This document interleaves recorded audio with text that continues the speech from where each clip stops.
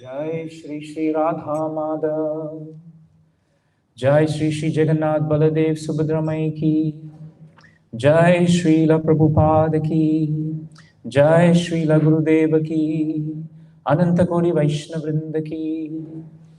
Om Namo Bhagavate Vasudevaya.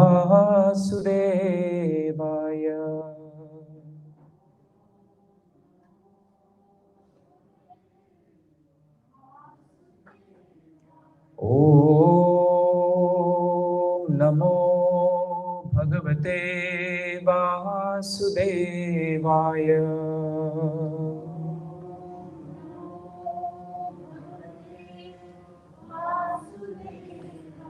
Om Namo Bhagavate Vasudevaya.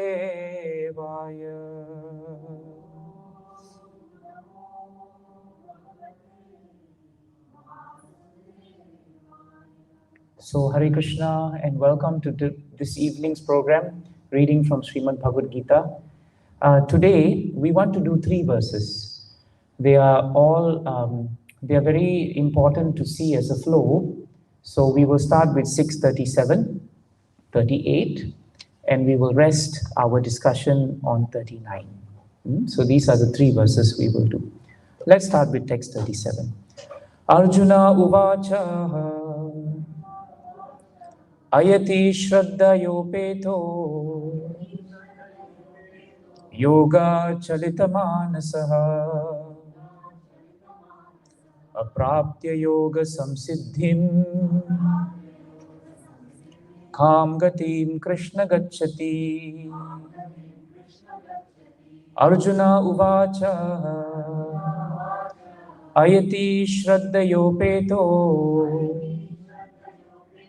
yoga chalita manasaha aprapya yoga samsiddhim kam gatim krishna gacchati. Arjuna uvacha ayati shraddhayopeto yoga chalita manasaha aprapya yoga samsiddhim kam gatim krishna gacchati. Arjuna uvacha. Arjuna said, ayati, the unsuccessful transcendentalist, shraddhaya, with faith, upetaha, engaged, yoga, from the mystic link, chalita, deviated, manasaha, who has such a mind, aprapya, failing to attain, yoga samsiddhim, the highest perfection in mysticism, kam, which, gatim, destination, Krishna, O Krishna, gacchati, achieves. Translation and purport by His Divine Grace, A.C. Bhaktivedanta Swami Srila Prabhupada ki. Please repeat. Arjuna said, O Krishna, what is the destination of the unsuccessful transcendentalist, who, in the beginning, takes to the process of self-realization with faith, but who later desists due to worldly mindedness, and thus does not attain perfection in mysticism. Please hear the purport. The path of self-realization or mysticism is described in the Bhagavad-Gita.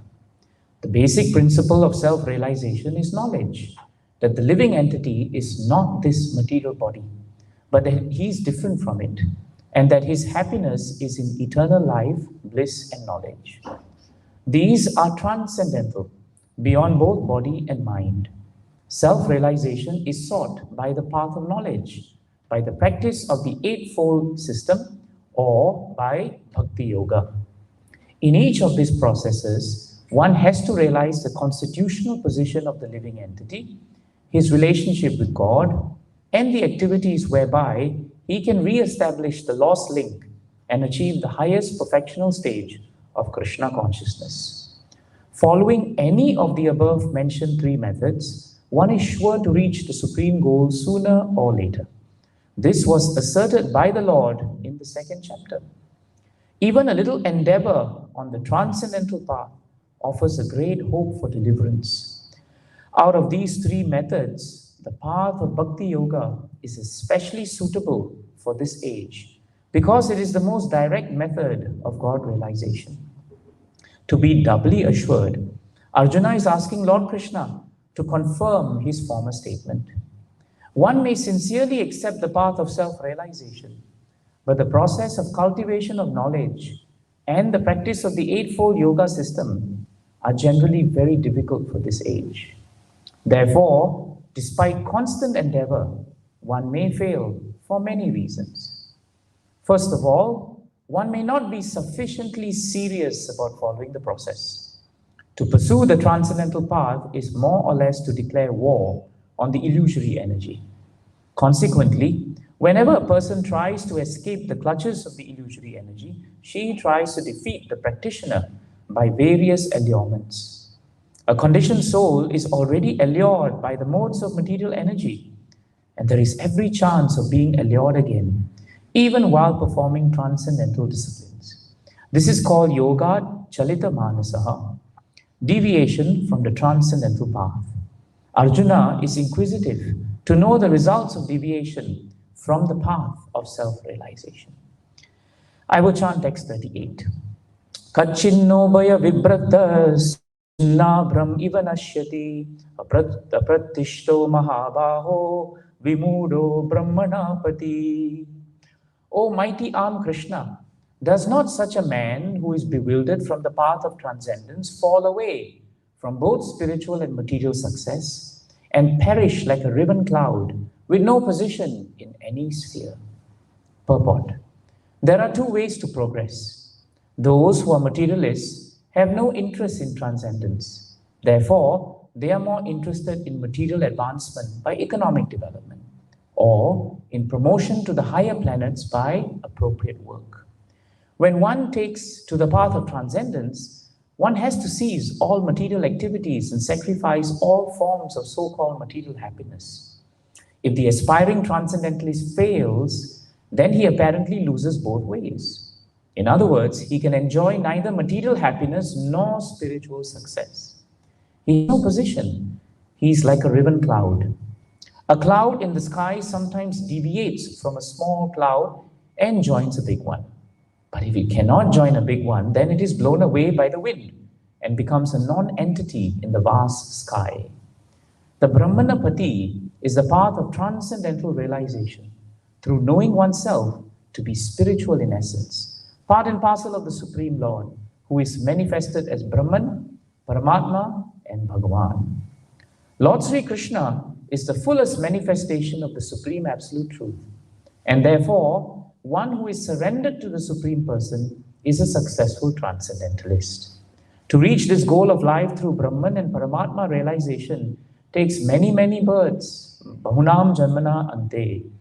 Therefore, the supermost path of transcendental realization is Bhakti Yoga, or Krishna consciousness, the direct method. Last verse, text 39. Etan me shamshayam Krishna chittum arhasya sheshataha tvad anya shamshayasyasya cheta nahi upapadyate. This is my doubt, O Krishna, and I ask you to dispel it completely. But for you, no one is to be found who can destroy this doubt. Purport. Krishna is the perfect knower of past, present, and future.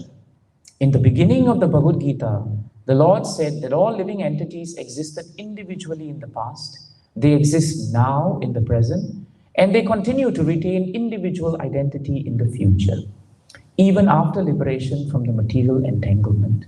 So, he has already cleared up the question of the future of the individual living entity.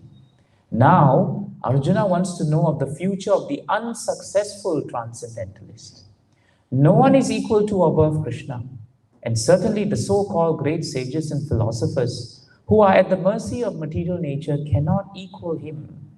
Therefore, the verdict of Krishna is the final and complete answer to all doubts. Because he knows past, present, and future perfectly.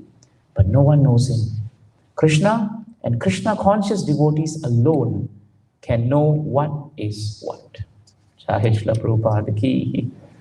Om Ajnana Timirandasya Jnananjana Shalakaya Chakshurun Militam Yena Tasmai Shri Guruve Namaha Sri Chaitanya Mano Bhishtam Stapitam Yena Bhutale Swayam Rupa Kadamayam Dadati Swapadantikam Vandeham Shri Guru Shri Yuttapada Kamalam Shri Gurum Vaishnavamscha Shri Rupam Sagrajatam Sahagana Raghunatham Tam Sajivam Sadvaitam Savadutam Parijana Sahitam Krishna Chaitanya Devam Shri Radha Krishna Padan Sahagana Lalita Shri Vishakhanvitamscha He Krishna Karuna Sindho Dina Bandho Jagatpate Gopesha Gopika Kanta Radha Kanta Namostute Tapta Kanchana Gaurangi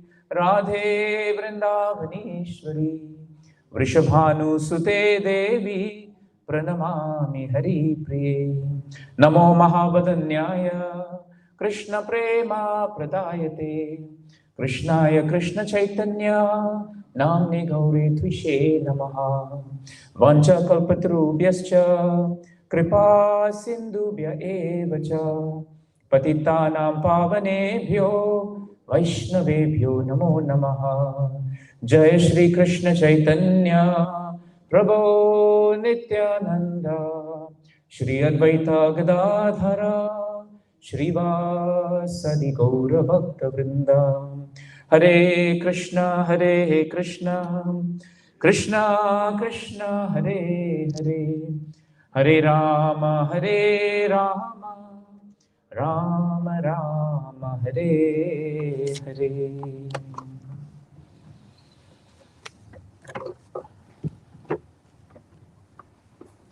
So it is very significant in these three shlokas that actually Arjuna is asking this, he's starting to ask a question now, isn't it? Krishna has spoken. Mother Mohan Prabhu took a wonderful class last week on the unbridled mind and how powerful it is. And immediately after speaking about the unbridled mind, Arjuna now asks the questions. So the two shlokas that we saw first, there are three. The two are put together because it is an extension of a question that he's asking. And it's very important for us to know why he's asking a question at this moment.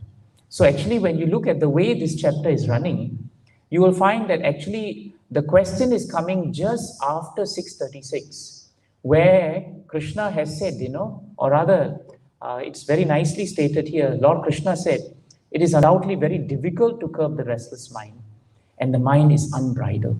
So Krishna had given his opinion. He had given his opinion on how powerful the mind is. And it's very significant because most of the time when we think of this chapter, which is entitled Dhyana Yoga, the thinking, generally speaking, unless Srila Prabhupada has given us this understanding, is that the Eightfold Yoga system is actually the way to go forward. Many commentators on Bhagavad-Gita today, when they look at chapter 6, they will say that chapter 6 stands for the premise that actually this yoga system is the way forward. Very seldom you will find that the idea of Bhakti Yoga being pulled as the essence of this chapter. Whenever we talk about yogi in the world, we very seldom look at the idea of a yogi being a Bhakti yogi. Generally, the idea is the yogi is a Dhyana yogi, or he's someone who is a Hatha yogi. But very seldom anyone wants to actually admit to the fact that in Bhagavad-Gita, the supreme and most amazing yoga is actually Bhakti yoga. So Arjuna is asking this question because at this moment, he understands that the mind is very powerful. That is why he is now asking. Because if the mind is so powerful as how Krishna has said, then the fall down of a person is very imminent, isn't it? Even if you're a yogi and your mind is so powerful, then Arjuna is very intelligent. He's thinking, if Krishna, you say the mind is so difficult to control, then where is the success rate for the transcendentalist? Surely at some point he's going to fall. And if he falls after giving up so many things, then he's neither there, neither is he here. You know, sometimes people say, that sadhus, they are leaving because they are frustrated with life. That's why they became sadhus. The sadhus will look at the materialists and say, they don't understand what it means, to take up devotional service or self-realization. But supposing sadhu becomes frustrated with what he's doing, he will find it very difficult to integrate into material world. It happens. Even in our movement, we see many devotees who, for a few years, may be brahmacharis. And then after a few years, for whatever reason, they may decide that, well, the ashram is not for them. And if the ashram is not for them, they want to integrate into normal life. But what they don't realize is, in Bhakti Yoga, even if you integrate into what appears to be a normal life, you can still be Krishna conscious. That avenue is not given in the other forms of transcendental paths. And that is why Arjuna is asking this question. It's a very important question to ask.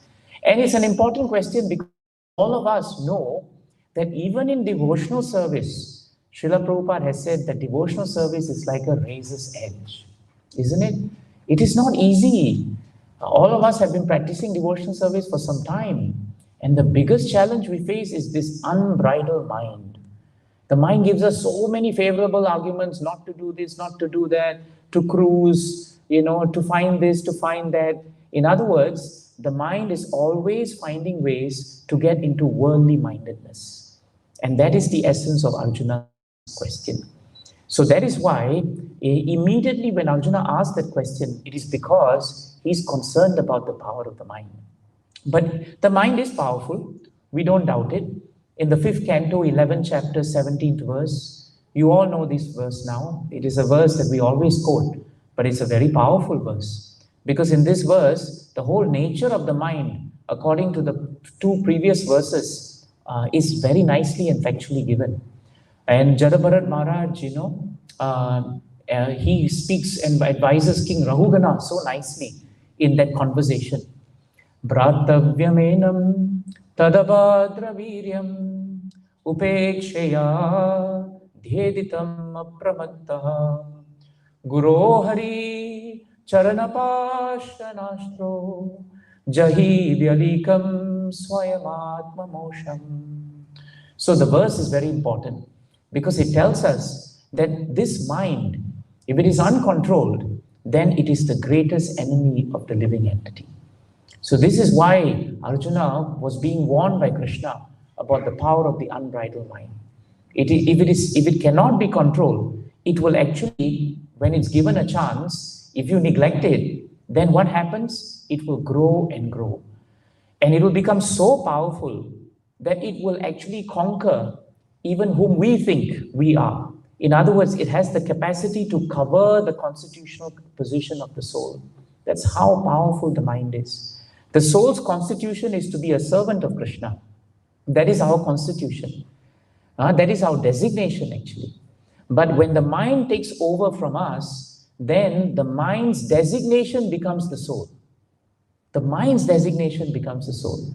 And what happens is the soul's designation also becomes the mind. Because the soul identifies itself with the mind. That is why we are always disturbed.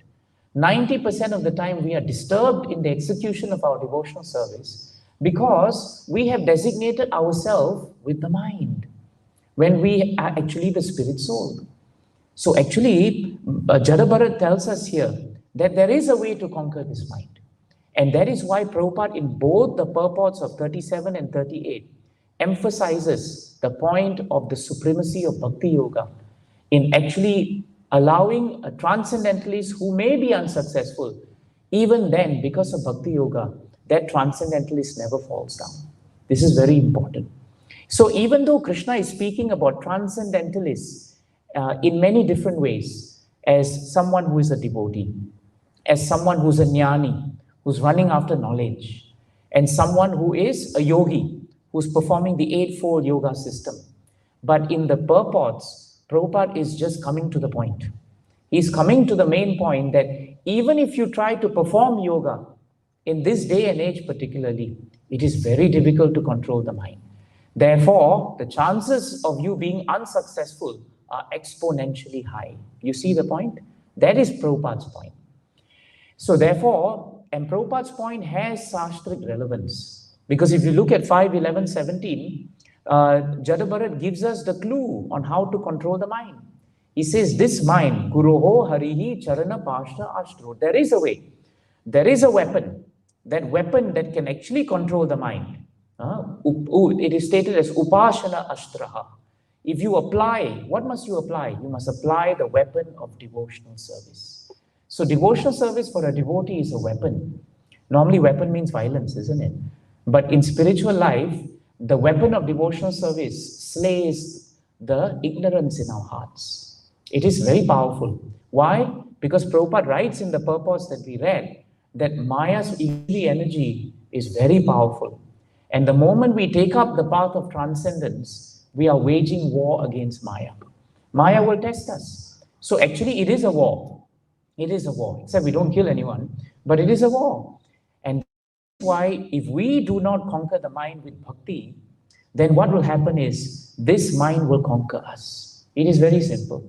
So every time we become disturbed in the execution of our devotional service, there is no one to blame, Prabhus and Matajis. No one to blame. We can only blame the unbridled mind because we have allowed the mind, right, to become the designated identity of who we are. This is the big problem. That is why the Transcendentalists can become unsuccessful. It is possible because of the mind. But Jadabharat also says this weapon can be done in two ways. You must perform devotional service to Krishna, the Supreme Personality of Godhead, but also to the spiritual master, Guroho Harihi. So this is the foundation of our devotional service. When we are able to serve the spiritual master, then Krishna becomes very pleased with us. And by serving the spiritual master with care, then what happens? Krishna becomes so pleased that he will protect our devotional service. Because he is Rishikesha. He protects our senses. So this is what we must do. And it's no coincidence that this morning we had 3 devotees taking initiation from His Holiness Romapad Maharaj, right? I think Leela Sundari Mataji is behind now. Yes, she's behind. So it's so nice to see, that that devotees are taking shelter of the spiritual master. Why? Because Guroho Harihi Charana Pasha Nashtro. Because if we are serving the devotee of the Supreme Personality of Godhead, the pure devotee, then this mind can become bridled. Otherwise, it is unbridled. Now, you may ask the question, really, if that is the case, I've already been initiated so many years, still I'm troubled with my mind. Why is that so? That is because initiation is only a start. And if we don't follow the instructions of the spiritual master, then initiation is a formality. Then it has no value. Just like, if you pour water, if you put ash into fire, right, the fire won't burn. In fact, that's how you end the fire. So that is what happens to us very often. We take shelter of the spiritual master, then we park the spiritual master. We say, yeah, actually Guru Maharaj has told me this, Guru Maharaj has told me that, but I'm not ready. That is our misfortune. And that is why we can become unsuccessful in our transcendental service. So this is very important. And another verse that tells us this point is very nice. It's just a verse before this verse, 5:11:60. 5:11:60. Nayavadetan mana atmalingam samsara tapa vapanam janasya yakchokka moha mayaraga lobha Vairanubandham mamatam vidatti. Remember I was talking to you about designation? See the first line of the translation. There's nowhere else where the actual role that the mind takes is given except in this verse. The soul's designation, the mind, is the cause of all tribulations in this material world. There you are. That is why the Transcendentalists can become unsuccessful. That's why Arjuna is worried and he's now asking the question. Because you know that very famous verse, Sarva Upadi Vinir Muktam. Sarva Upadi. Upadi means different kinds of designations.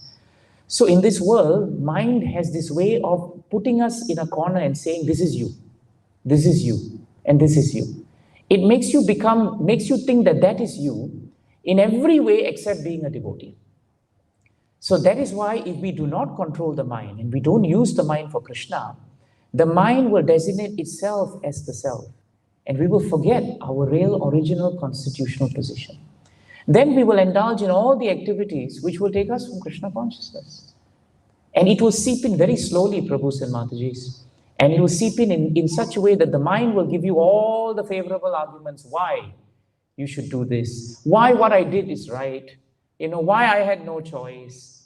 And that is how we become the unsuccessful transcendentalists. So therefore, this verse is very important. The cause of tribulations in this world, and tribulations means that when we take up devotional service or when we take up even any of it, whether we take up the path of Jnana Yoga, whether we take up the path of Dhyana Yoga, the mind will always be a problem. And see how Prabhupada has translated. As long as this fact is unknown to the conditioned living entity, he has to accept the miserable condition of the material body. And we will have to wander in this universe. And because the mind is affected by disease, if you have a flu, your mind is affected, you won't feel well. If you have asthma, your mind is affected. When you feel sad, your mind is affected. When your illusion, your illusion is running through the mind. When you're attached to something, it's your mind that's attached to it. When you're greedy about something, it's your mind that's telling you, I need more, I need more.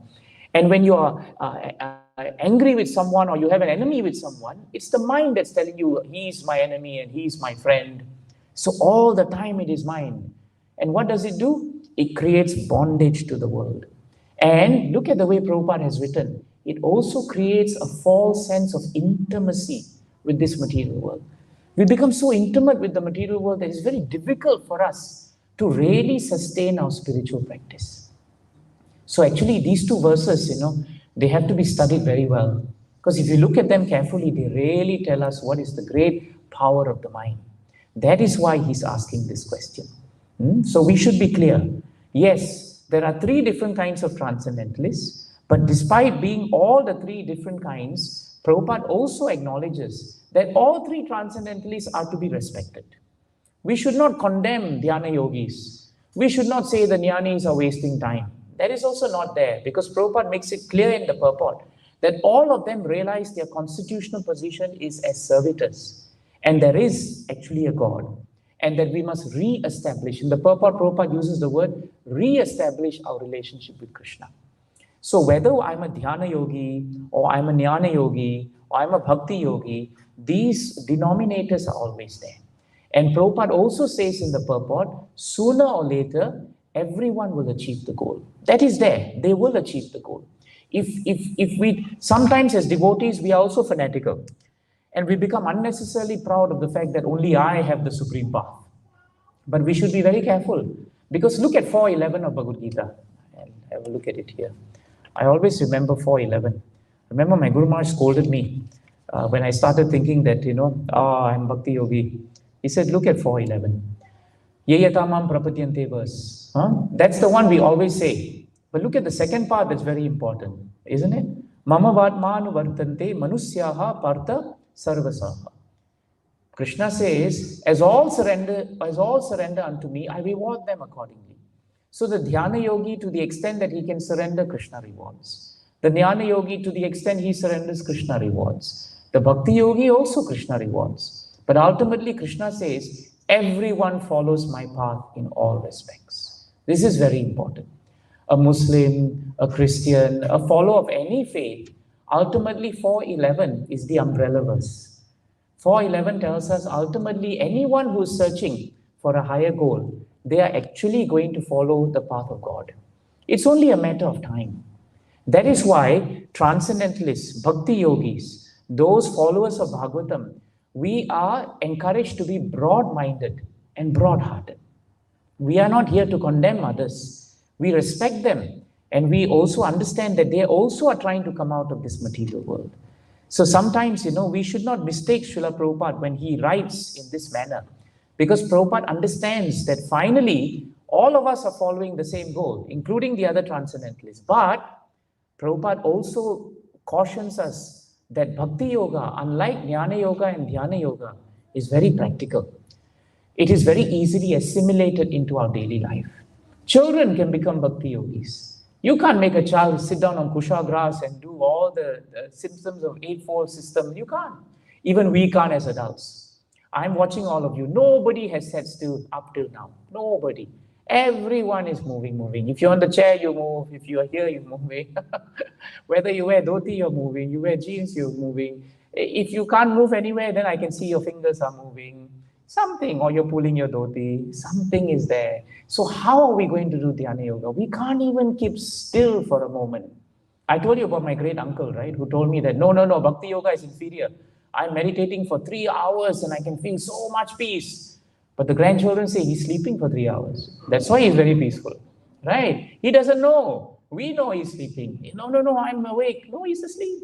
So it's very difficult. That's why we should not make, already our lives are complicated. Isn't it? Our life is already complicated. Why to make the life more complicated? Why should we wait until we get the proper posture for chanting? Why should we wait until we must get everything done? Sometimes people want to get I know many devotees who want to make sure they have very good bath in the morning for Mangalarti, but the thought of having a bath makes them go to sleep again. So they say, forget it. Just the thought of having a long bath and then after that chanting is very difficult. Some of them spend time in the bath, come out and they tell me, Prabhu, I became very sleepy. I told myself I lie down after a bath and then I woke up after Mangalarti. So sometimes it happens. So that is why there is no hard and fast rules, isn't it? Mahaprabhu told us, no hard and fast rules. Wherever we are, Bhakti Yoga can be performed. This is very important. And this is borne out by Krishna himself in 12.5 of Bhagavad-Gita. Kleshodi katarastesham avyakta saktatesha chetasam avyakta hi gati dukkham dehavadbir avapyate. This is a very famous verse. We all know this. Krishna tells Arjuna, well, for those who are advancing and they are trying to concentrate on the unmanifested, they're trying to concentrate on the impersonal feature of the Supreme, advancement is very difficult. It's very difficult. And why is it difficult? It's troublesome. Kleshaha means troublesome. To make progress in that discipline is always difficult for those who are embodied. You all have bodies, right? So as long as we are embodied, it is very difficult because we are subjected to the mind. We are subjected to the mind. So this is very clear. Instead, Krishna immediately after 12.5, what does he say? He gives us the same point that Prabhupada is saying here in the purport. Prabhupada is giving shortcut actually, because Prabhupada and Krishna do not waste time. While they speak about other yogas, they are always speaking about Bhakti Yoga also. And that is why in 12.6 and 7, Krishna declares, Yetu sarvani karmani mayi sanyasya matparaha ananyenaiva yogena Mam dhyayanta upasate teshamaham samuddartha mrityu samsara sagara bhavamina chiratpartha mayaveshita chetasam. And this is very clear. Krishna says that those who worship me, how do they worship Krishna? By giving up their activities unto Krishna. That's all we have to do. We just have to make sure that whatever we work for his satisfaction. Yoga yukto vishuddhatma, isn't it? It's in 5.7. Yoga yukto vishuddhatma. What is that? Vishuddhatma jitendriya. Yes, that is sarva bhutatma kurvan api na lipyate. That is the point. The point here is whatever activities we have, we give up for Krishna. And how do we do that? We resign from the activities. Now, supposing I prepare the class. After preparing the class, I have to give the class. That is my service. Now, after giving the class, my mind should not sit on whether I gave a good class. I did not give a good class. I should not be waiting now for the adoration or for the criticism because I have done what I can. And now I must leave it to Krishna. Supposing you're dressing the deities. You cannot dress the deities for 3 hours because you want something perfect. It's not going to happen. You are not perfect. How can your service be perfect? Common sense, isn't it? Think about it. We are not perfect, but we want our service to be perfect. That is subtle pride. And that is what catches us, you see. That is why there's a vast difference between perfection and purity. Purity means we do our activity to the best we can. But after that, we are not attached to the result. We don't want the name and fame that comes with it. So to give up that activity means we perform it to the best, but the result we know is not in our hands. That is in Krishna's hands. And Krishna says, if you're devoted to me without deviation, this ananya is very important, without deviation. There are no distractions for a devotee. Why? Because sarva upadi vinir muktam. Rishikena rishikesha. They are always, the senses are always engaged in devotional service. And in that way, even the bhakti yogi is meditating on Krishna. That's why in the translation of 12, 6 and 7, the word is meditation. We are devotees, but we are also meditating on Krishna.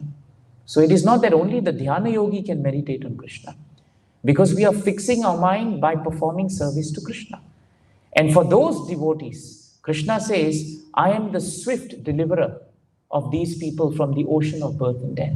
So it's very clear that Krishna is, while there are so many different paths to him, we do not want the path which is kleshaha, which is troublesome.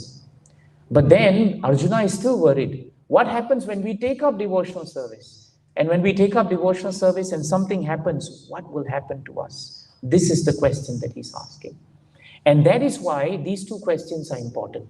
Because Arjuna is asking it not because of the fact that he's doubting Krishna, but he's asking because he wants Krishna to tell us what is it that we should be following. And that is why the third verse becomes very important. Because while Arjuna's questions in the first two verses will be more properly answered in the following verse, I would rather we concentrate now on how Arjuna asked the two questions and then what he says after he has asked the two questions. This is very important for us. When you look at the verse that he speaks now in 39, it's really nice how Arjuna is asking. After putting forward the questions, Arjuna says, this is my doubt, O Krishna. He admits, this is my doubt, And then he says, I ask you. He's not demanding, he's asking. This is very important. He's asking, I ask you to dispel it completely. Completely. Not just dispel it half-heartedly, but completely. Why must Krishna be asked by Arjuna? He's asking him because there is no one else for Arjuna except Krishna. This is very important. He's not going to turn to someone else to dispel the doubt. He's only looking to Krishna. And then see how he asks, but for you, no one is to be found who can destroy this doubt. This is such a sweet exchange, isn't it? It shows us why Arjuna is so loved by Krishna, why Arjuna is so exalted. Because he's saying, Krishna, except for you, you are whole and soul for me. No one else can actually destroy this doubt except you. So what is the first thing that comes to you when he's asking? The question begins as a doubt, but you realize there's so much faith that Arjuna has in Krishna. So one thing we must understand, having faith in Krishna doesn't mean we don't have doubts. Please remember that. Having faith in Krishna doesn't mean that there may not be doubts. Doubts are there, they come.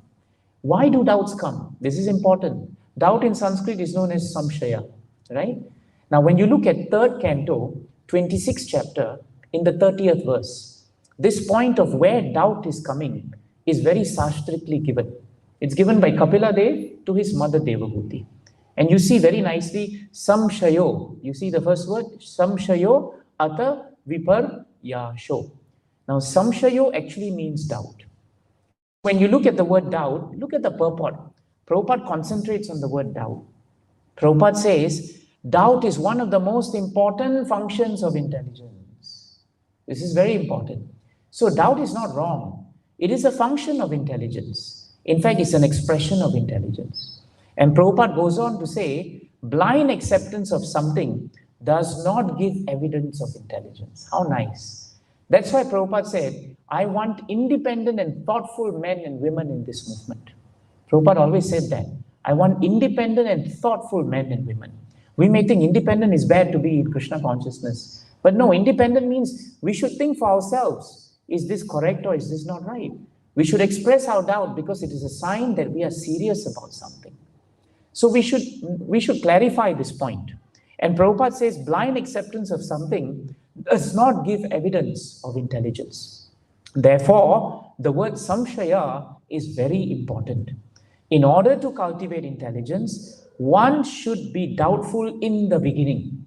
This is a nice point. In the beginning, as we are starting our spiritual life, we should be doubtful. But now see what Prabhupada says. But doubting is not very favorable when information is received from the proper source. So when information is received from proper source, then that doubting, you keep doubting. You know Bhagavatam is proper source. You know Bhagavad-Gita is proper source. You know Srila Prabhupada is proper source. You know your spiritual masters are proper source. Then how much more you want to doubt? That is the question. So there must be a line drawn. To draw that line also is to be intelligent, isn't it? Otherwise, forever we'll have a doubt. I have a doubt, I have a doubt, I have a doubt, I have a doubt. We'll never move. So this point Prabhupada says is very important. In Bhagavad-Gita, the Lord says that doubting the words of the authority is the cause of destruction. Something to think about. Huh? So now we can understand why sometimes Transcendentalists are unsuccessful, isn't it? Sometimes we are unsuccessful because when we start doubting the Shastras, we doubt it because we become allured by the external energy. And we become worldly minded. How can this knowledge be so powerful? We doubt Krishna.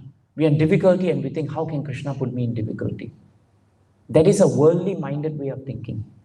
It is not the spiritual minded way of thinking.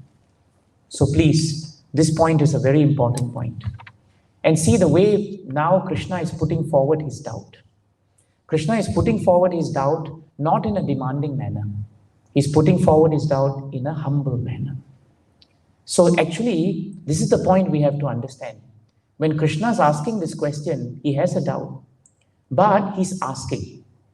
So actually, a devotee turns a doubt into an inquiry. This is the point to be understood. If we never turn our doubt into an inquiry, we will always start losing faith. But the moment we translate our doubt into an inquiry into the Absolute, we increase our faith. You see the difference? That is a very important skill that devotees must pick up. Doubt means I don't believe. But inquiry means I believe and I want to learn more. Immediately the mindset is very different. So Arjuna may have started with samshayaha, but in his mood of asking, he's actually inquiring. Please, it is a subtle point, but we need to catch it because our whole life in Bhagavatam is actually premised on inquiry. Brahma Jijnasam. Until we inquire about our life and the purpose of life, we cannot make advancement. But if we doubt the purpose of life, we can never make advancement also. It's a different word, but it makes all the difference. So when we turn doubt into inquiry, the result is 1.339 of Srimad Bhagavatam. In 1.339 of Bhagavatam, Shukadeva Goswami declares the value of asking these questions. But they are inquiries now. No longer they are doubts. They are not samshayam. Ateha danya bhagavanta ittam yadva sudeve akhila lokanathe kurvanti sarvadmakamadma bhavam na yatra bhuya parivarta ugraha. So the translation is very nice. Shukadeva Goswami declares, only by making such inquiries in this world can we become successful. Successful in transcendental science. So the success of a devotee is in constantly making inquiries. Not thinking I've arrived, that's one end, or I'm always doubting. Both sides are not helpful. Instead, the road of inquiry, the way Shukadeva Goswami asks, the way we are always asking our spiritual masters, the way we should always ask each other in our discussions about Bhagavatam, that is inquiry. So those who are making this inquiry, they are successful. And not only are they successful, but see this point, Krishna gives them the gift of becoming perfectly cognizant. Cognizant means we become conscious of everything. By His mercy, we understand what is what. You remember the last line of the purport? What is what? The devotee knows what is what. Because the devotee is perfectly cognizant. If we do not make these inquiries, and we become very dull-headed, then we will never be conscious of who we are. That is the meaning of it. And the moment we are successful and cognizant, then Krishna gives us one very important boon. These inquiries will invoke what is known as transcendental ecstatic love for Krishna. So sometimes we ask the question, why am I not transcendently ecstatic and loving Krishna? Because we are not making the inquiries. We have set back now, I'm initiated, I'll just go on, do what I have to do, and one day Krishna will pick me up. There's no enthusiasm. Just by me saying that, you can hear, right? No enthusiasm, no utsaha. Because there's no inquiry, there's no study. You know, why? Okay, why Krishna says this? Prabhu, why this? Mataji, why that? Nice questions, nice inquiries. That's why we encourage devotees to come together. Study Bhagavatam, study Prabhupada's writings. Because by doing that, you will inquire. You will have a doubt. But the cousin of doubt is inquiry. And you will advance. This is very important. In Dhyana Yoga, it is just practicing control. You cannot have opportunities for inquiries in Dhyana Yoga. There is no sadhu sangha. Everyone sits on their own and they just do what they have to do. In Jnana Yoga, it is also an inquiry into knowledge. And in knowledge, what happens is we often go into the tendency of the Muni Syndrome. Have you heard of the Muni Syndrome? The Muni Syndrome means that every Muni has his own conclusion. And that always becomes the problem with Jnana Yoga. We all have our Durvasa Muni has his own conclusion. Shaubari Muni has his own conclusion. But look what happened to both Munis. Both Munis had major problems with their spiritual life, isn't it? Shaubari Muni, he gave up everything with so much of power and siddhi, he could be in the water. Imagine how long he was in the water. That itself is a feat. If we were in the water, we would have drowned. He decided, I don't want any distractions. On land, too many distractions. So, water is better. So he went into water and he stayed there for years and years and years. But despite staying there for years and years and performing this Dhyana Yoga, there was no Bhakti Yoga. There was no engagement. Was he doing Arati underwater? No. Was he cleaning Gauranga Center? No. Was he, chanting Krishna's names? No. So therefore, in trying to control his senses in that way, all he needed were two fishes, a pair, just mating in front of him. And his senses went haywire. It became unbridled. Why? Because the mind had designated itself as the soul. It was actually unbridled. It was very difficult. And therefore he came out. And when he came out, he could not control his senses. And he ended up marrying what, 50? Is it 50, bro? 50 wives. One wife already is a challenge. And the husband also is challenged. 50. Because he could not control his senses. This is the problem. And very often, though these great Munis, they do end up finally coming back to the path, but they do it at great risk and difficulty. Another famous Muni is Vishwamitra Muni. He's also very powerful. He's very great, but he was sidetracked so many times, right? Who was the Apsara? Menaka, isn't it? Yes. Despite all his prowess, giving up everything and controlling his senses, when Menaka came, he could not control himself. He could not. And then, when he was approached by Trishanku, I think it was Trishanku, right? Who wanted to go up to heaven in his own body. One funny kind of idea. Somebody comes with a very flippant idea to you and you say, yes, I will send you up now. That is also flippant. And so he used all his yogic power to send him up. Except that when he entered heaven, Indra and of course Swarga Loka inhabitants said, I'm sorry, you don't qualify. And started sending him down. Vishwamitra expended so much of yogic power to send him up. All because of what? There was no purpose to it except to show that he was very powerful. And when the Devata sent him down, Trishanku said, hey Vishwamitra, what are you doing? I was supposed to go up, now I'm being sent down. So Vishwamitra said, since you are there, you should not come back. You can't go up. You just stay there. And I will build a whole constellation around you. And actually what happened? He became a 6:30 person, isn't it? That is ultimately unsuccessful transcendentalist. That's why Arjuna is so worried. I won't be here. I won't be there. What happens? And Vishwamitra lost so many years of yogic power just like that. One time it was to lust. Another time it was to anger.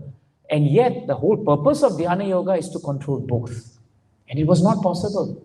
Not possible. Durvasa Muni. anger management personified, isn't it? Every time we hear about Durvasa Muni, it's always the problem of his anger. This episode with the Pandavas, and then the episode with Ambarish Maharaj, and then cursing in Dwarka, Rukmini Mata and Krishna. Durvasa Muni is everywhere. And his contribution is always losing his temper. So no matter what he does, no matter how much powerful he was, it was always difficult for him. Look at Jaimini. Jaimini was very powerful as a philosopher, highly renowned, because one of the systems of philosophy that Vyasadeva actually gave was to Jaimini, one of the 6 systems of philosophy. And Jaimini is considered in Vedic culture to be one of the great jnana yogis actually. So one time when Vyas Bhagwan was sitting down and he was writing out very nicely the points of Mahabharata, when Mahabharata was being spoken and he was speaking on it, he came to that very important verse that Srila Prabhupada quotes very often. The fact that one should be so careful not even to sit in a secluded spot, even next to one's sister or any other female for that matter, and even one's mother. No one we should be sitting with who is of the opposite gender. And that's vice versa. Now when Jaimini heard that, Jaimini said, no, I don't think this is correct because I'm in full control of my senses. And so Vyasadeva said, really? You can control your senses? And it is very controlled that you can resist the temptations of lust? And Jaimini said, definitely I can. So Vyasadeva said, all right, we will see now what happens. So Jaimini went back to his ashram and he went to go to sleep. Now in his ashram at that time, in the night, suddenly a big storm came. And as the storm came, he heard some knocking and some lady's voice crying out for help, help, help. So Jaimini thought, this is a sannyas ashram. Which lady is coming to the sannyas ashram? But then it was raining and the thunder and lightning was very bad. So what did he do? He opened the door and in the darkness, he saw the silhouette of a woman. Just silhouette. He didn't see the lady. And now when the lightning flashed, he saw just a little bit more of the lady. And there was no full seeing of the lady, but he just saw the silhouette with the lightning. That's it. And immediately his mind was captured. Immediately his mind was attracted. But then he was cautious. He told the lady, why are you here? And she said, dear sir, I'm lost. Can I find a place to sleep and rest? And Jaimini said, this is not the place to stay. All these people here are renunciants. You can't stay here. But she said, then where do I go? Please help me. So Jaimini's mind was now telling him, how can I leave someone like that? I must take care of that person. And so he found her a hut next to him and he told her, you stay there. And when you stay there, do one thing, he said, you lock the door from inside so that anyone who knocks also, you don't let them in. That includes me also, he said. So that way Jaimini went inside to sleep. As he lay down, he tried to sleep, but his mind could not sleep. He may have left the lady, but the mind was remaining with her. And so for the whole night, he was just contemplating on her until he woke up and he thought, now I have to go and see her. So he came out of his room and he went to see her. He knocked on the door and said, open the door, this is Jaimini. And the lady said, you just told me not to open the door. But I'm Jaimini. And she said, you also told me just now that if Jaimini comes, you shouldn't open the door. And he said, all right. So what he did, he climbed the hut. He climbed it in that storm. And he got on top and he broke through the top of the attic roof and he jumped inside. And he stood in front of her and he said, now I want to marry you. And the lady said, you don't know me. I don't know you. How is it that you want to marry me? And Jaimini said, no, now I'm ready to marry you. And the lady thought, you're such a qualified person. Maybe sannyasi now he wants to become grahastha. All right, doesn't matter. So she said, all right, I will then get married to you. But I have one condition. I come from a very nice lineage. And we have one very important tradition. In our marriage, just to show that my father needs to be very convinced that you are the person and you are ready to marry me, are you prepared to do anything for me? And Jaimini said, anything that you ask, I'm ready to do. And so she said, all right, I will get married up in the temple on the hilltop. Now, for me to go there, you need to become like a donkey. You come to my house, you be on all fours, you blacken your face, I will sit on you and you bring me up to the temple and let everyone see the wedding procession. So Jaimini thought, actually it's not so bad. Imagine, because my face is blackened, isn't it? No one will know I'm Jaimini. But this lady, I need to get married to her. So he said, all right, I'll do it for you. So on that day, he got down on all fours. This is the great Jaimini. And the lady got on him. And he walked up with the face blackened. And he went all the way up to the temple. And then she got off. And when he turned, lo and behold, it was Vyas Bhagavan. And Jaimini thought, how come Vyasadeva is here? And Vyasadeva started reciting the shloka. And said, Jaimini, I remember we had a discussion on this shloka, and you were saying something about the fact that, no, this is not true. This is not true. The point here is, if even the great philosophers and jnana yogis like Jaimini cannot control their senses, then how can we control our senses? This is a very important point. That is why, if we have a doubt, if we do have a doubt, the doubt must be expressed openly, but it must be expressed to the person who is the shelter of all shelters. That is the way for us to come out of these difficulties. And that is why Arjuna is setting this point. So doubt is not wrong, but we must turn it into an inquiry. And when we turn it into inquiry, and that inquiry is based on submission, then it is the protection of Krishna on our senses that will save us. Not all the knowledge that we have accumulated, not all the breathing techniques that we have. Even as devotees, while we chant our rounds, while we read Bhagavatam, it is only Krishna's mercy that allows us to wake up from Mangalarati. It is only Krishna's mercy that allows us to take shelter of a spiritual master. It is only Krishna's mercy that we can be seated here in front of Jagannath, Baladev, Subhadra. Otherwise, it is not possible. It is not possible. So, Prabhupada brought up this very important point. In a conversation with a professor, the professor's name, is Newcock. It's found in Veda base. The professor says this. He asks this question. To what extent should doubt be regarded as a sin? Because he's coming from the point that if you have a doubt, Shamshaya, that means it's sinful. You don't have faith. So to what extent should it be regarded as a sin? So now, Prabhupada is asking Hansaduta to explain. So Hansaduta says, what is doubt, Prabhupada? That's what he wants to know. And now Srila Prabhupada says, doubt is good, provided if you make progress. Provided if you make progress. If you stick to the own principle and doubt there is, that is not good. When there is doubt, then you go to a person who can mitigate your doubt and explain. But if you stick to your own understanding, if you stick to your own tradition, then that doubt is not very beneficial. It sets you back. You cannot make progress. As soon as there is doubt, you go to a person who can explain about your doubt. That is Vedic injunction. So Prabhupada said it very nicely. Now, Prabhupada is being asked another question. He says, Prabhupada is being asked that what happens if we have to trust someone whom we have a doubt, we go to someone and we have to trust somebody, right? So Prabhupada says, yes, you have to trust someone. You have to trust someone. And he says, if you go to a physician, you have to trust the physician, isn't it? How can you go to a physician and stand there, I have a doubt, I have a doubt, I have a doubt? You can't do that. So Prabhupada says that. But now Prabhupada ends by saying, but sometimes there may be pseudo-physicians. Just like sometimes there may be pseudo-spiritual masters.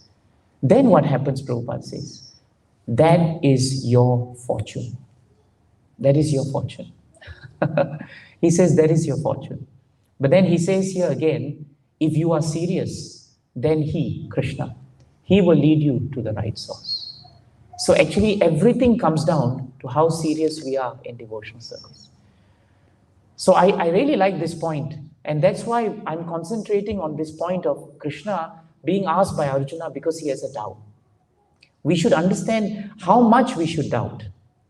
And at what point our doubt must turn around. That is a very important point. And now, finally, in a lecture by Srila Prabhupada in 6.3.11 of Srimad Bhagavatam, Prabhupada says something very nice.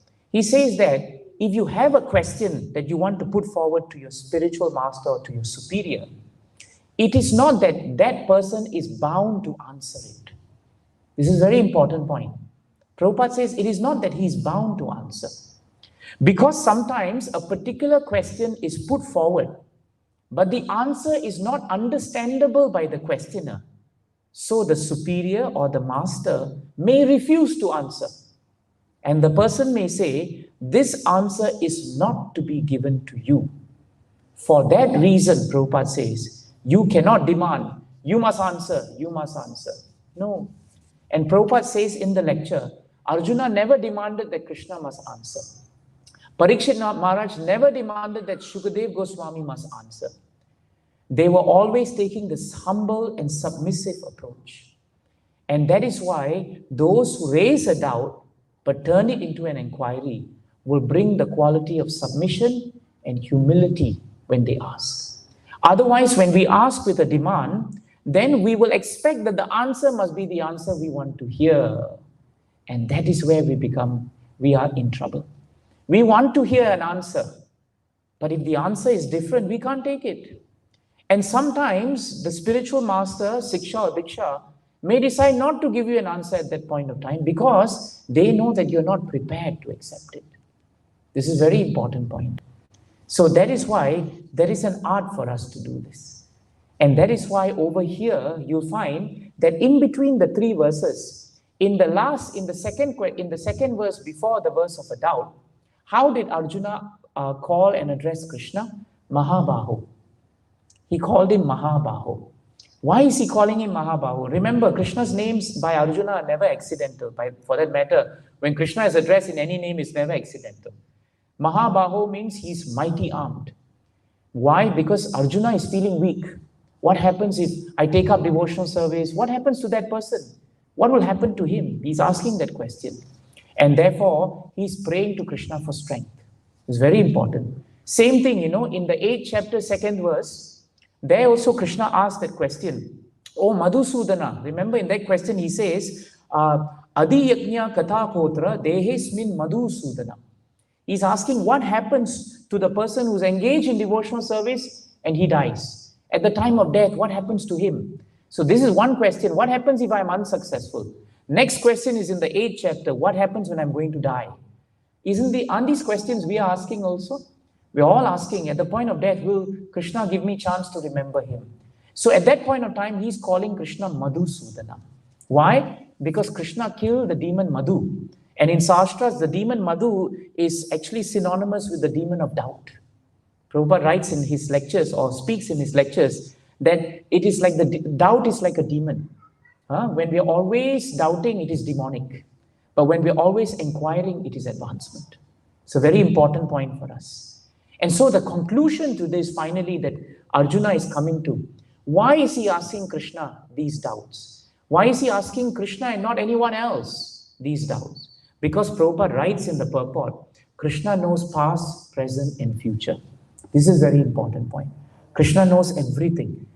And that is why Shukadev Goswami in the 2nd canto, 3rd chapter, 10th verse, you remember that famous verse, Akamaha sarva kamo va, moksha kamo udaritihi, tivrena bhakti yogena yajeta purusham param. In that verse, Shukadev Goswami makes a very important declaration. If someone has transcended all material desires, he's akamaha, then what should he do? Tivrena. Tivrena means with one pointed attention. Tivrena is like an arrow, that is shooting very, very piercing, like a ray. Like how sometimes a sun ray can pierce through the dust, that is Tivrena. So if we have no desires, with Tivrena Bhakti we go to Krishna. If supposing we have Sarva Kama, we have many, many desires in our heart. Krishna, I want to upgrade, I want this, I want a better salary, I want this, I want that. Even then, Sukadeva Goswami says, please, Sarva Kama, you also go to Krishna. And please do Tivrena Bhakti. If you have what we call Moksha Kama, I want to come out of this material world. Jnana Yogis and Dhyana Yogis, they want to come out of this, but they're not so interested to serve Krishna. Even then, they should come to Krishna. Tivrena Bhakti Yogena Yajeta Purusham Param. By all means, worship the Supreme Whole, who is the personality of Godhead. This is the most important point. Why? Because Krishna knows everyone's heart. He knows the past, he knows the present, he knows the future. Krishna knew Bharat Maharaj's past. Then he knew he was a deer. And then he knew that he became a Jadabharat. When Chitraketu Maharaj was cursed, Krishna knew his future, that after becoming cursed, he would become Vritrasura. When Kamsa became very scared, Narada told Kamsa that in the past you were Kalanemi and you were killed by Krishna. So Krishna knew exactly who Kamsa was. When Kalyavana came to fight with Krishna, Krishna knew Muchukunda's past, and he somehow or another made sure that Muchukunda would wake up to see Krishna while Kalyavana would be killed. This cannot be possible unless someone knows one's past, present, and future. We don't realize this, but in all these pastimes assert the fact that Krishna alone knows past, present, and future. Forget everything else. In Bhagavad-Gita, Mayai Vaite Nihata Purva Evam, Krishna knew what the future of the battle would be. The future outcome was decided. The present was only to enthuse Arjuna. And why is it that they must be annihilated? Because of their past behavior. See? Past, present, future. Everything is in Krishna's domain. And therefore, if everything is in Krishna's domain, then we only need to turn to Krishna. And that is why, finally, right, after the Chatushlokas were spoken to Brahmaji, you remember the Chatushlokas in Bhagavatam. After Brahma prayed so hard to Krishna, right, Krishna appeared before him in in the second canto, 9th chapter. Then in 33, 34, 35, and 36, he spoke about the fact that he is past, he knows all that is past, he was here when it was created, he knew that he was here when it is maintained, and only he will be here when it ends. But right at the end, after the Chatushlokas are spoken, he speaks something very important. Actually, my Guru Maharaj told me that after the Chatushlokas, 4 that we learn, we must learn the verse after that. Because the verse after that is a summary point of the impact of the 4 Chatushlokas. You look at 2.9.37. It was a verse my Guru Maharaj really liked. Etan matam samatishta paramena samadhina bhavan kalpa vikalpeshu na vimuyati karhiche. And see what he says now. This is his declaration. Brahma, you just follow this conclusion. Follow the conclusion. Fixed concentration of mind is the way you follow this. So if we want to follow whatever Krishna gives us, we should become fixed on his instruction. We should concentrate on what he has given. And we should employ our mind in that way. And then he says, no pride will disturb you. Why is pride so important? Neither in this partial or final devastation. Why of all things he says pride will not touch you? One, of course, Brahma is the creator. It's very easy for him to become proud. But a deeper point is, if we don't understand that Krishna is all and all for us, and if we think that we are the ones who are performing all these activities very nicely, whether we are Jnana Yogis, Dhyana Yogis, or even Bhakti Yogi, then the pride will catch us. And that pride will actually drag our minds back to the worldly mindedness. We will become caught by the allurement of Maya. That's why Vishwamitra was caught by pride. He wanted to fight and make a point that Trishanku should go up. He was so caught by pride, he thought that Menaka had no hold over him. Jaimini thought, that what is this lady? She's nothing. But he was very proud with Vyas Bhagwan. Saubhari Muni, was very proud of his capabilities of not being caught, and yet he got caught. Ajamil, no doubt, he performed nice bhakti, but he got caught by the lair of a Shudrani. And he got carried away by worldly mindedness. He left everything. But because of the stock of bhakti was so powerful, that bhakti yoga saved him. And at the end of his life, it became the beginning of his life. Because Krishna is past, he's present, and he's future. So this is why we must be very careful to understand that Krishna is all in all for us. Don't worry about having doubts, but always turn the doubts into inquiries. Otherwise, the doubts will drag us down. And that is why we decided that we should spend time understanding this. Because often when we ask a question, we say, I have a doubt. Isn't it? Now we should understand what doubt is. And how, as Prabhupada warns us, if we are not careful, doubt can drag us. But if we turn it into inquiry, it will free us. Jai Grantaraj Srimad Bhagavatam ki. Jai Srila Prabhupada ki. Jai Srila Gurudev ki. Ananta Kodi Vaishnavrinda ki. Nitai Gaura Premanande. I can take one question, Mr. Prabhu, if we have any questions. Dinananda Prabhu, please. I'll try to speak it loud when you speak it, but you have a loud voice, so it's fine. Independent thoughtfulness, yes, Prabhu.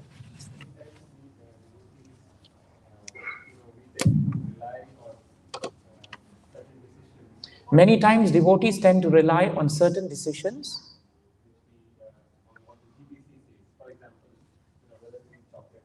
Yes, very often we rely on what, say, perhaps the GBC says to eat chocolate or not. Okay. How independently thoughtful are we supposed to be? For example, in this case, sometimes we want GBC to take the responsibility so that I can go around saying that, it's not me, it's the authority. So in this case, GBC, whatever it may say, shouldn't we be having our discerning intelligence to know or insight for ourselves also? Yes. Even if GBC says it's sanctioned, shouldn't we take our own decision? Yes. I'm just giving an example. Yeah, no, it's a good example. Specific to the GBC, Prabhu, I guess the reason why devotees look to the GBC for guidance is because Srila Prabhupada in his will designated the GBCs to actually execute. That he in his will, he designated that the GBC will be the authority for managing his affairs after he leaves. And so that is why the GBC has been entrusted with management of the affairs. And if the GBC puts forward a certain resolution, for example, then even then, we do not have to, what we have to do is to be discerning and understanding the rationale for it, to see time, place, and circumstances, whether it is possible, and then to act on it. For example, the GBC has said many things about how we should conduct programs. But in Singapore, according to time and place and circumstances, we can't do it. So it doesn't mean that we are not following it, but we are thoughtful. We are not resisting it for the sake of resisting it because of our pride. But at the same time, we're taking an independent, not in the sense that we want to be free of it, but we want to see the circumstances in which we are in and whether it can be applied. The same thing goes for Shastra also. The way our Acharyas has presented Shastra is they never broke the principle, but they presented it according to time, place, and circumstances. They could do it because they were independent and thoughtful. If Srila Prabhupada was constrained by years and generations of how they should actually preach, he would never have left India in the first place. In that sense, he was independent and thoughtful. He would never have, as a sannyasi, conducted marriages, because that is again a sastric injunction that is quite strongly adhered to by sannyasis. But Prabhupada did that because he was thoughtful to understand what is the principle and what is the detail. If the principle is I can get more people to become devotees, then I should manage the details in such a way that eventually the principle is adhered to. So Prabhupada encouraged that even if the spiritual master were to tell a disciple to do something, the disciple should inquire as to why and what is the reasoning and how I should do it. Not in a challenging way, but in a submissive way. So then that doubt that the disciple may have is turned into an inquiry. Does that help, Prabhu? So I think it's a very important point you brought up. It is not heresy if someone challenges, but how you challenge is very important. If someone is very challenging based on ego, then naturally we know that their progress in devotional service will be affected. But if we are asking because there are certain factors through our intelligence that raises the samshaya, then we are asking it on the basis of inquiry. There is nothing wrong with that. Is that all right, Prabhu? In fact, I think spiritual masters encourage that. Yes, Sanjanan Prabhu. Prabhu, in 570, Prabhupada mentions that the mind can be controlled through the weapon of service in the lotus feet of spiritual master and the Supreme Personality of Godhead. And the end, Prabhupada says, do it with great care. Can you please elaborate? Very good point. Do it with great care means don't neglect it. Do it attentively and give priority to it. Because if we don't do it carefully and properly, then what happens is we'll do it as a form of duty or formality. But when we put care into it, Prabhu, it means we're putting our feelings into it. So when we try to follow the words and the instructions of spiritual master and Krishna, and if we do it with great care, then Krishna and the spiritual master reciprocate, because they know that this disciple is not just listening to me because he has to. He's not doing it because, well, I took initiation, but he's doing it with great care because he has great faith in what I have said. So that is why that last point of do it with great care is given actually. And I think it ties up very nicely with what we are speaking here. Because doubt is one thing, but once we hear something from the spiritual master, we must take it and do it with great care. Then we will make progress. Good question, Prabhu. Last question, Leela Sundari Mataji. Your first question after initiation. Yes.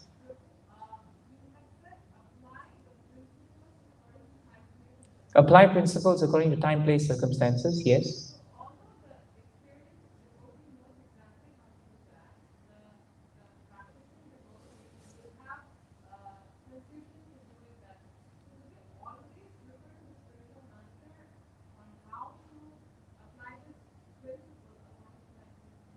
So the question you're asking is a practical thing. There'll always be challenges according to where we are, and sometimes we are not sure. So should we always be asking the spiritual master? Practically speaking, the spiritual master may not be physically available. Sometimes you may send an email, but sometimes what will happen is that, we may be sending our spiritual masters emails every 1 hour because, we're not sure about this, not sure about that. Then how? So the spiritual master is the Diksha Guru. But we have Sikshas, Mataji.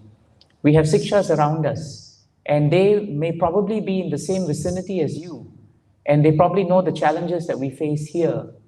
So the Siksha Gurus then align themselves with the teachings of the Diksha, but they have an advantage because they are here with you and they can guide you. So the spiritual master may give you an overall principle.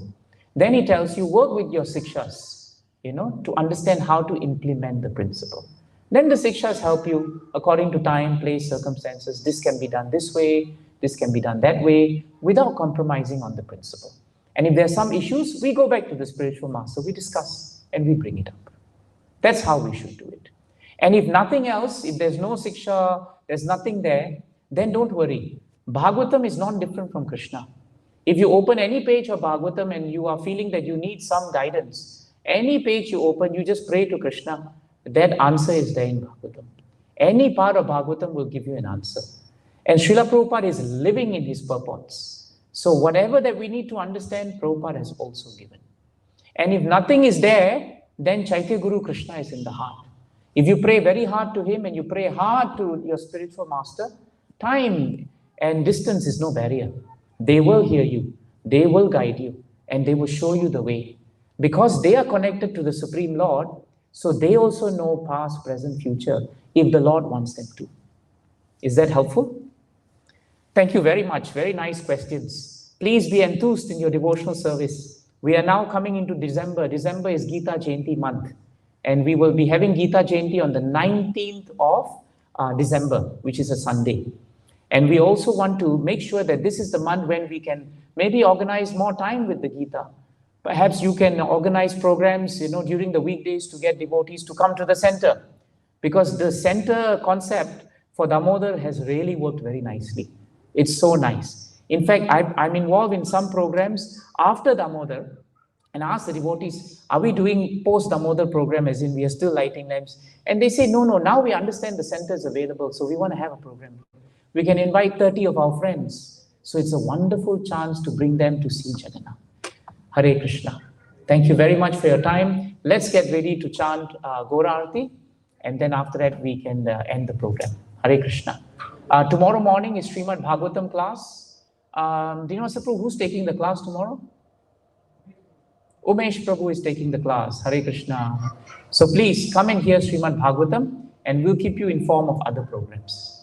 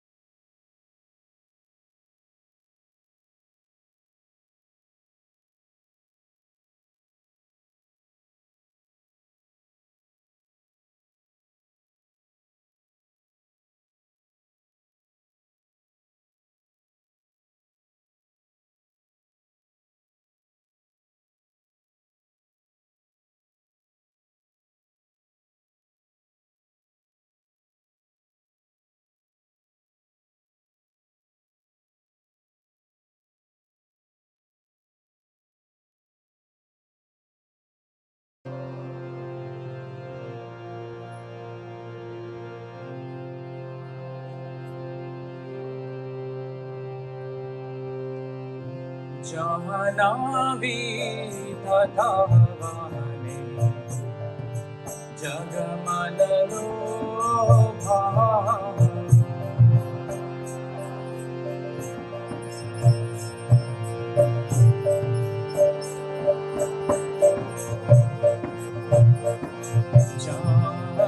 Jahanavi tata vane Jagamalalo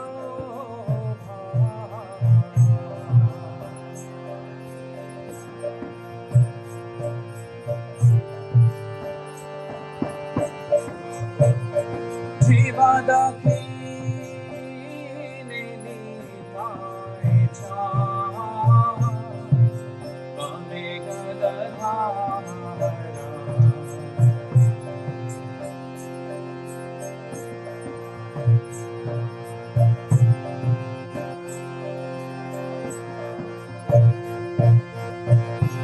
Bhagavate Advaita Srini Vasajadhara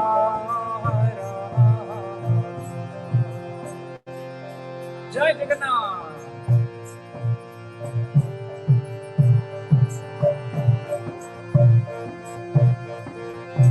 Bhagavate Advaita Srini Vasajadhara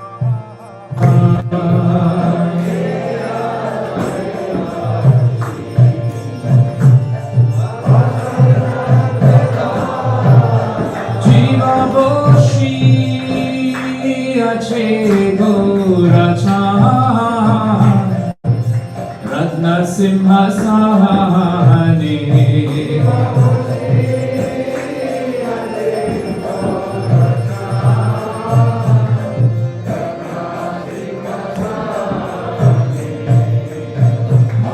Arhati Koero Brahma Adi Devakane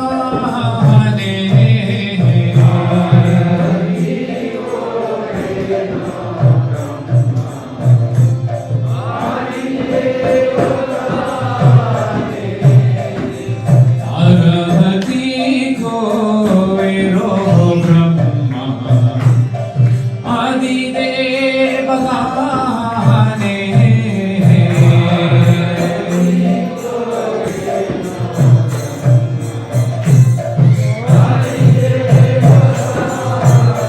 Jivanara Hariya Dikhori Chamaradudaya Jai Gauranga Mahaprabhu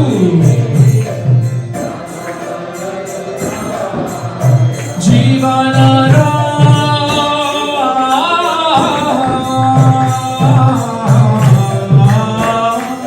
Hariya Dikhori Chamaradudaya Jivanara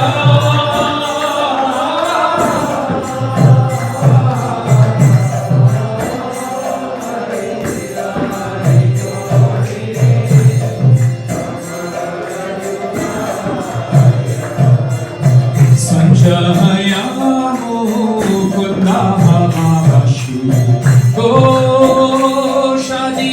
Goshadivaya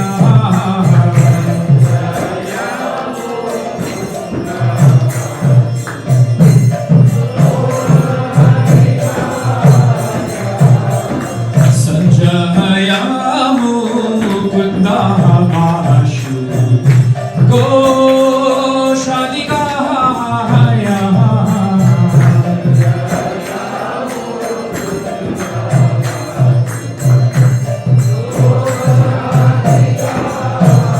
Jiva Shankar Bhaje Ganga Bhaje Bhaje Karatara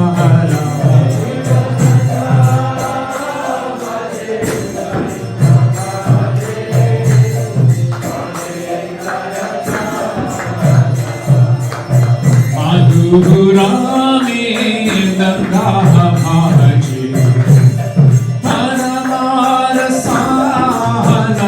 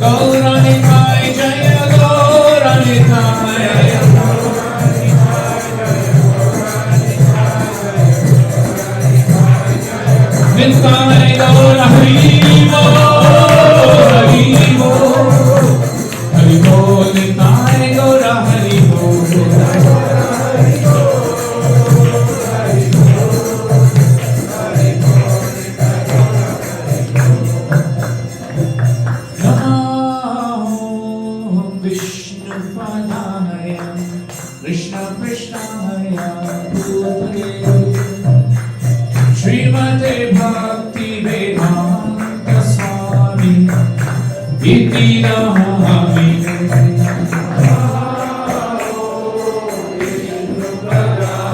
Srila Prabhupada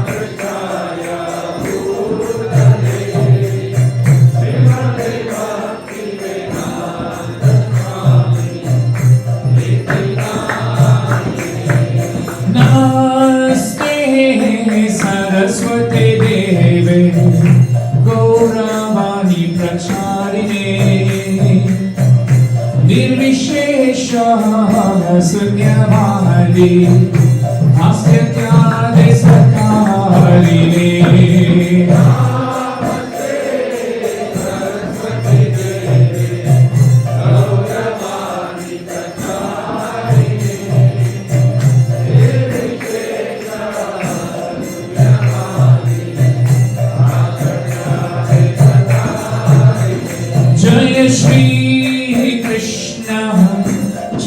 Chaitanya Prabhu Nityananda Shri Advaita Gadadhara Shri Vasadi Gaur Bhakta Vrinda Jaya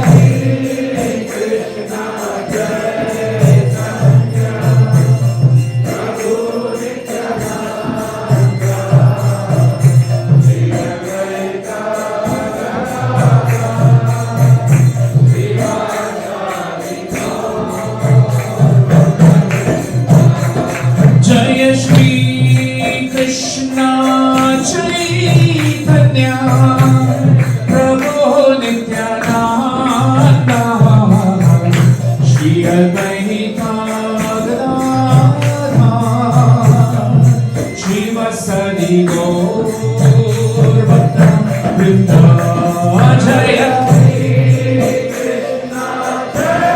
Devakinandan Prabhu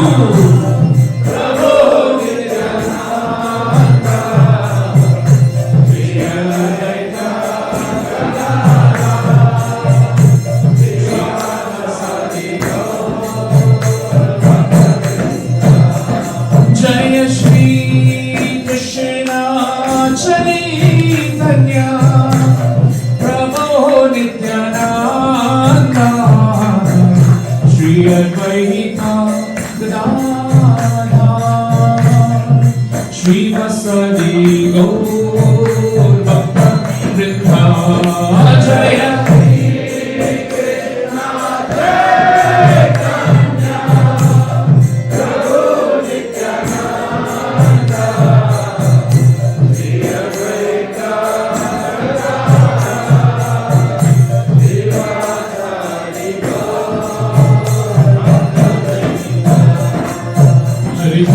Hare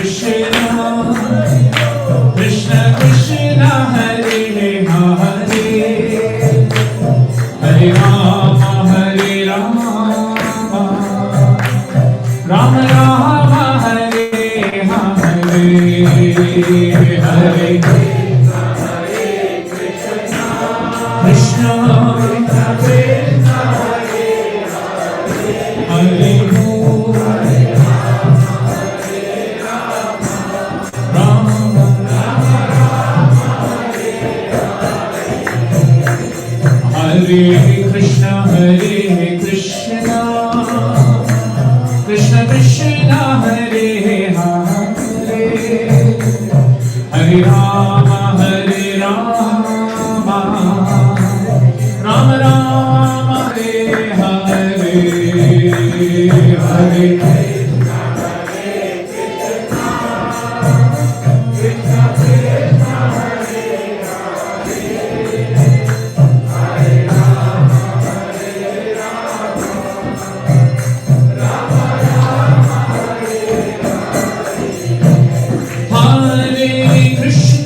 Krishna Hare Hare Krishna Krishna Krishna Hare Hare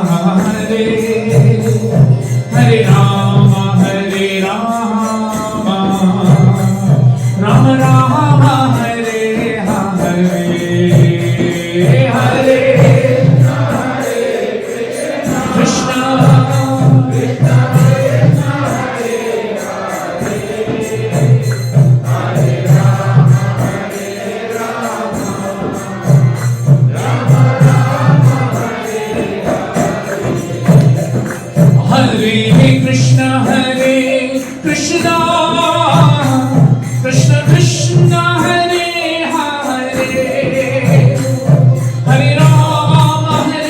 Rama Hare Hare Hare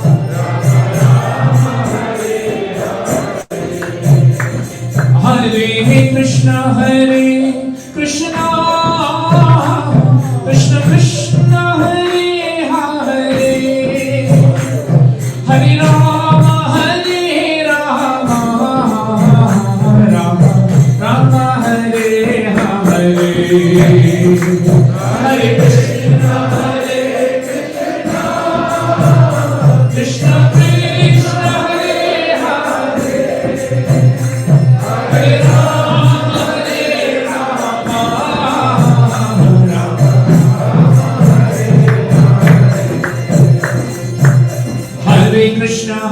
Krishna, Krishna Krishna, Hare Hare, Hare Rama, Hare Krishna, Krishna Krishna, Hare Hare, Hare Rama, Rama Rama, Hare Hare, Hare Hare.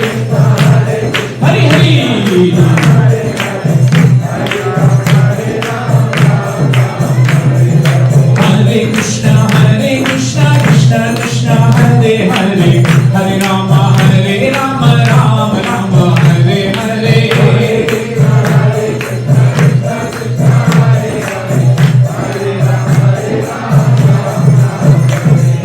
Hare Krishna, Krishna Krishna, Hare Hare, Hare Rama, Rama Rama, Hare Hare.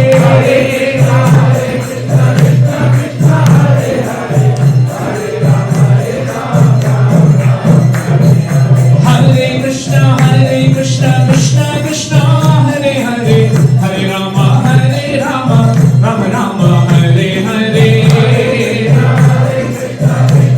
Jai Shri Hari Ram. Govinda Jaya Jaya, Gopala Jaya Jaya, Govinda Jaya Jaya, Gopala Jaya Jaya, Radha Ramana Hari Govinda Jaya Jaya, Radha Ramana Hari Govinda Jaya Jaya, Hari Bol. Jaya Jagannath Swami, Jaya Jagannath,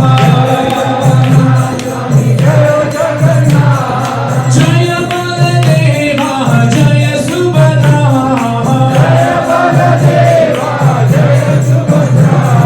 Jaya Jagannath Swami, Jaya Jagannath, Jaya Baladeva, Jaya Subhadra,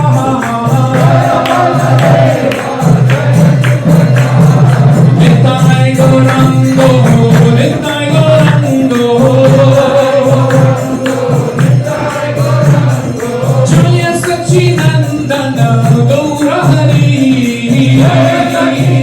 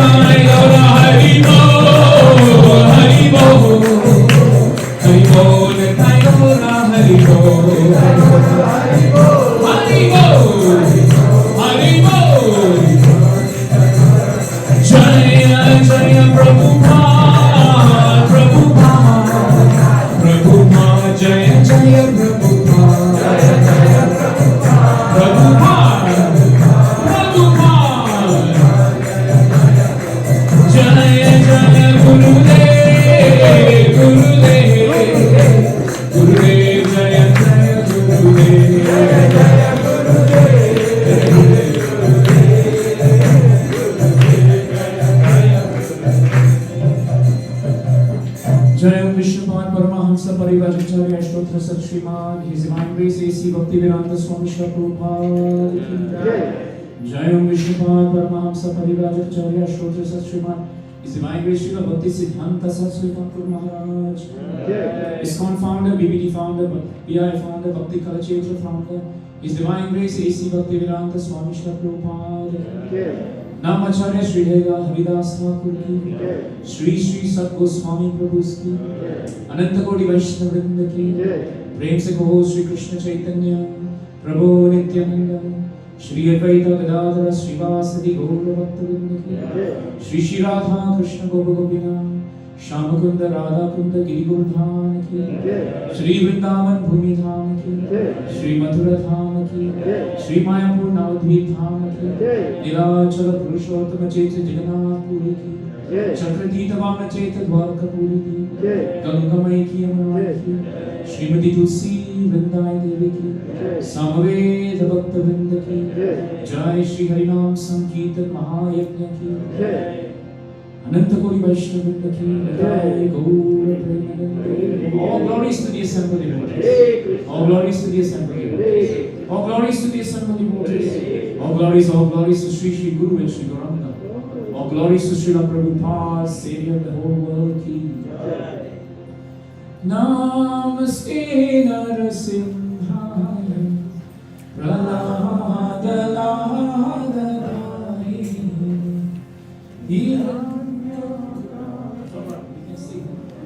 Namaste Narasimhaya Namaste Narasimhaya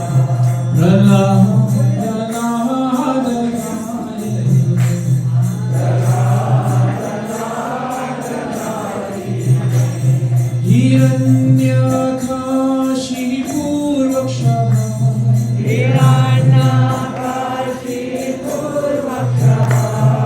Shilatam Kala Kalaye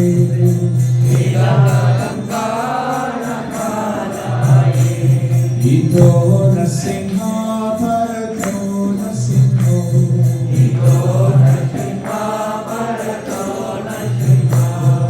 Yato Yato Yahamitato Nasingha Yato Yahamitato Nasingha Bahi Nasingha Hridaye Nasingho Bahi Nasingha Hridaye Nasingha Bahi Nasingha Hridaye Nasingho Bahi Nasingha Hridaye Nasingha Narasingha Padim Sharanam Prapati Narasingha Padim Sharanam Prapati Narasingha Padim Sharanam Prapati Narasingha Padim Sharanam Prapati Avakara Kamala Varedaka Adbhuta Shringa Nalita Hiranyakashipu Tanubhema Keshavadrita Narahari Rupa Jai Jagadisha Hare Jai Jagadisha Hare Jai Jagadisha Hare